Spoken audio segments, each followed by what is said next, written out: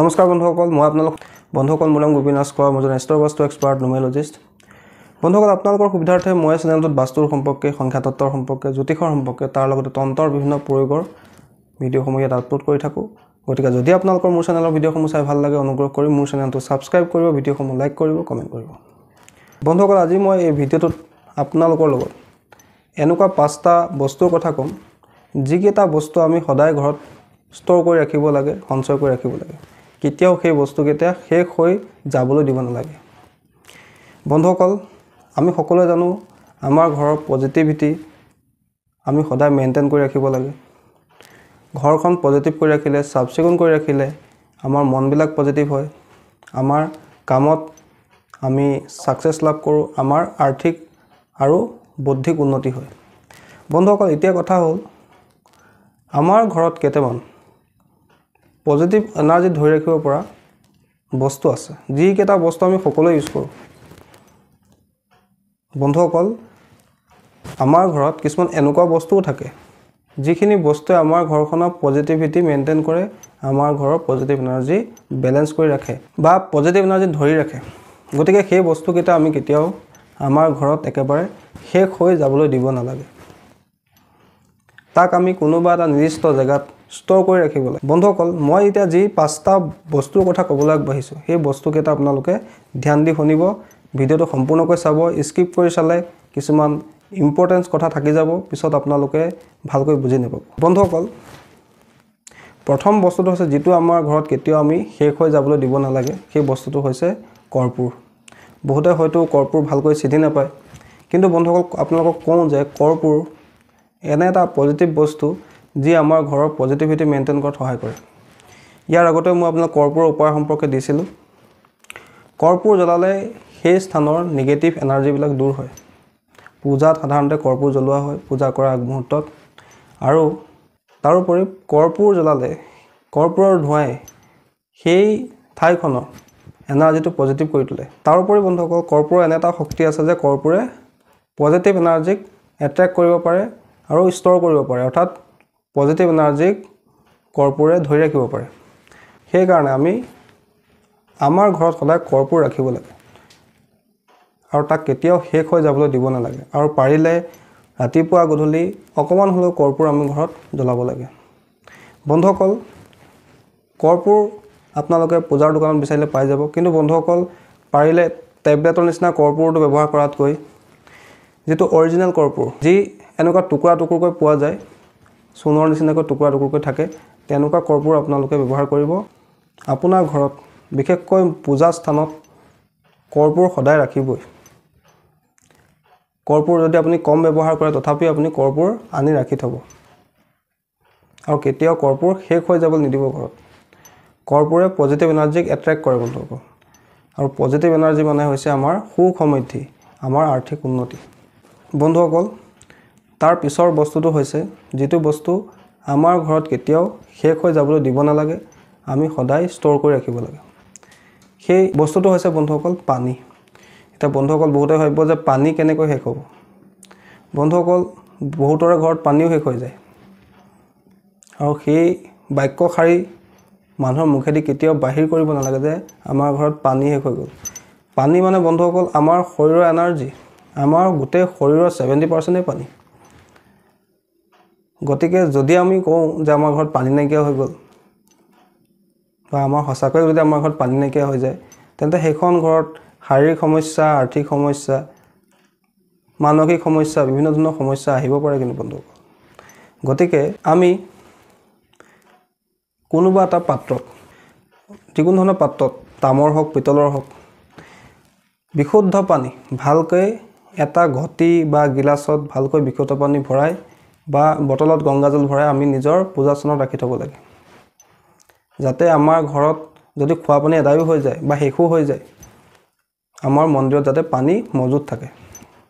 সেয়া বটলত গংগাজল ৰূপত থাকক বা বিশুদ্ধ পানী হিচাপে থাকক। সেইকাৰণে বন্ধুসকল, যিদৰে আপোনালোকে কৰ্পূৰ ঘৰত সঞ্চয় কৰি ৰাখিব, মন্দিৰত ৰাখি থ'ব, কেতিয়াও শেষ হৈ যাব নিদিব, ঠিক তেনেকৈ আপুনি নিজৰ ঘৰতো পাৰিলে নৰ্থ ইষ্ট কৰ্নাৰত, যদি নিজৰ ঘৰৰ নৰ্থ ইষ্ট কৰ্নাৰত পাৰে পানী ষ্ট'ৰ কৰি ৰাখিব। সেয়া আপুনি যিকোনো পাত্ৰত ৰাখিব পাৰে, গিলাচৰ পাত্ৰ, তামৰ পাত্ৰ, পিতলৰ পাত্ৰ বা মাটিৰ পাত্ৰতো ৰাখিব পাৰে।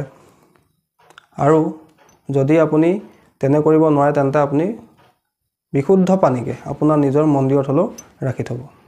বন্ধুসকল, তৃতীয় বস্তুটো হৈছে যিটো বস্তু কেতিয়াও আমাৰ ঘৰত শেষ হৈ গৈছে বুলি ক'ব নাপায় আৰু শেষ হৈ যাবলৈ একচুৱেলি দিব নালাগে। বন্ধুসকল, সেই বস্তুটো হৈছে চাউল। চাউলৰ লগত লক্ষ্মী দেৱীৰ এটা বিশেষ সম্পৰ্ক আছে। চাউল যদি আপোনাৰ ঘৰত শেষ হৈ যায় তেন্তে আপোনাৰ ঘৰত জীৱিকা নিৰ্বাহৰ ক্ষেত্ৰত সমস্যাৰ সৃষ্টি হ'বলৈ লয়, বিশেষকৈ সম্পৰ্কবিলাকত ফাট মেলিবলৈ লয়, মানুহৰ মনবিলাক খেলিমেলি হ'বলৈ লয়। যদি আপোনাৰ ঘৰত চাউল এবাৰ শেষ হৈ যায় তেন্তে আপোনাৰ আৰ্থিক সমস্যাও আহিব পাৰে। সেইকাৰণে আপোনালোকে এটা কাম কৰিব, এটা তামৰ ঘটি হওক বা পিতলৰ ঘটি হওক, তাত আপোনালোকে চাউল ভালকৈ ভৰাই আপোনাৰ নিজৰ মন্দিৰত ৰাখি থ'ব, পূজা স্থানত ৰাখি থ'ব, যাতে আপোনাৰ ঘৰত কেতিয়াও চাউল শেষ হৈ নাযায়। ঘৰত শেষ হৈ গ'লেও যাতে মন্দিৰত আপোনাৰ চাউল মজুত থাকে। যদি আপোনাৰ ঘৰত শংখ আছে তাতো আপুনি চাউল ভৰাই ৰাখিব পাৰে। যদি আপোনালোকে শংখ নাই তেন্তে যিকোনো ঘটিত, সেয়া তামৰে হওক পিতলে হওক, সৰু ঘটিত আপোনালোকে চাউল, সম্পূৰ্ণ চাউল ভৰাই লৈ আপুনি নিজৰ পূজা স্থানত ৰাখি থ'ব। বন্ধুসকল, চাউল তেনেকৈ থ'লে অলপ দিনৰ পিছত বেয়াও হৈ যায়, পাৰিলে আপোনালোকে সেই চাউলখিনি চেঞ্জ কৰি থাকিব। বন্ধুসকল, তাৰ পিছৰ বস্তুটো হৈছে যিটো বস্তু আমি কেতিয়াও আমাৰ ঘৰত শেষ হৈ গ'ল বুলি ক'ব নাপায় আৰু শেষ হোৱাৰ আগে আগে আমি সেই বস্তুটো আমাৰ ঘৰত আমি পুনৰ ষ্ট'ৰ কৰি ৰাখিব লাগে, সঞ্চয় কৰি ৰাখিব লাগে। তাক কেতিয়াও শেষ হৈ যাব দিব নালাগে। সেই ইম্পৰ্টেণ্ট বস্তুটো হৈছে আমি সকলোৱে ব্যৱহাৰ কৰা নিমখ।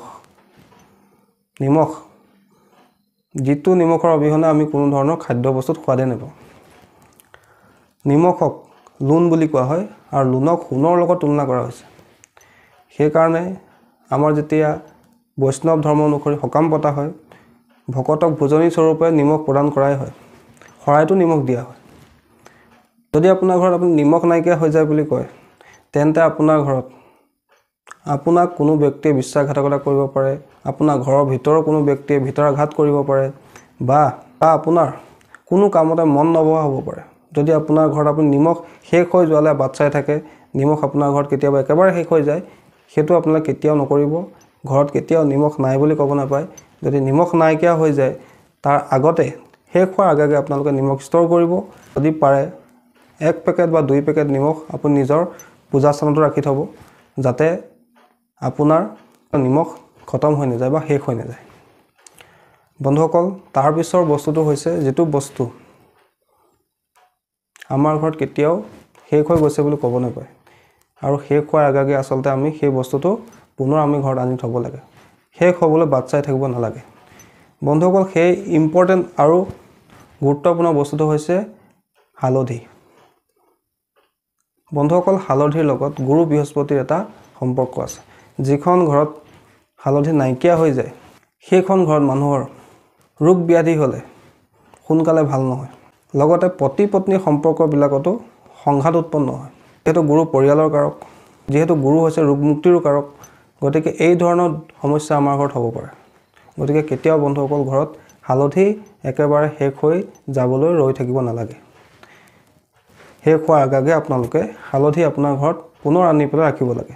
বন্ধুসকল, যদি আপোনালোকে পাৰে অলপমান হালধি কোনো পাত্ৰতে হওক আপোনালোকে নিজৰ মন্দিৰত ৰাখি থ'ব, যাতে আপোনাৰ ঘৰত কোনোদিনে এই হালধি শেষ হৈ নাযায়। বন্ধুসকল, যিহেতু হালধিও এটা পবিত্ৰ বস্তু, গতিকে তাকো পূজা স্থানত ৰাখিলে আমাৰ কোনো ক্ষতি নহয়। বন্ধুসকল, সেই বিষয়ে আপোনালোকে চিন্তা কৰিব নালাগে। যিহেতু গুৰু বৃহস্পতিৰ লগত হালধি জড়িত হৈ আছে, যদি আমি নিজৰ মন্দিৰত হালধি ৰাখোঁ তেতিয়া আমাৰ ঘৰত কেতিয়াও হালধি শেষ হৈ নাযায়। কোনোবা পাত্ৰতে হওক কোনোবা টেমাতে হওক আমি হালধি আমাৰ মন্দিৰত ষ্ট'ৰ কৰি ৰাখিব লাগে। বন্ধুসকল, এই 5টা বস্তু আমাৰ ঘৰৰ উন্নতি সমৃদ্ধিৰ কাৰণে, আমাৰ পজিটিভ এনাৰ্জিখিনি ধৰি ৰাখিবৰ কাৰণে অত্যন্ত জৰুৰী কিন্তু বন্ধুসকল। গতিকে এই বস্তু কেইপদক আমি কেতিয়াও আমাৰ ঘৰত একেবাৰে শেষ হৈ যাবলৈ দিব নালাগে।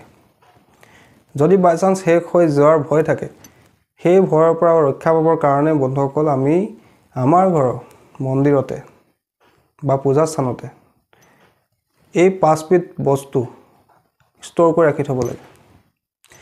হালধি যিহেতু পূজাত ব্যৱহাৰ কৰা হয়, আমি ৰাখিব পাৰোঁ, নিমখো ৰাখিব পাৰোঁ, তাতো কোনো প্ৰব্লেম নাই। বা পানীও আমি কোনোবা এটা পাত্ৰত ৰাখি পেলাই নিজৰ মন্দিৰত ৰাখি থ'ব পাৰোঁ। চাউলো আমি কোনোবা ঘটত ৰাখি মন্দিৰত ৰাখি থ'ব পাৰোঁ, কৰ্পূৰ আমি মন্দিৰত ৰাখিবই পাৰোঁ। এই বস্তুকেইপদ আমি যদি আমাৰ ঘৰত সদায় সঞ্চয় কৰি ৰাখোঁ, শেষ হৈ যাবলৈ নিদিওঁ, তেতিয়া আমাৰ ঘৰত সুখ সমৃদ্ধি কেতিয়াও অভাৱ নহয়। আমাৰ উন্নতিত কোনো ধৰণৰ বাধা সৃষ্টি নহয়। বিভিন্ন আৰ্থিক উৎসৰ পৰা আমাৰ ধন লাভ হয়।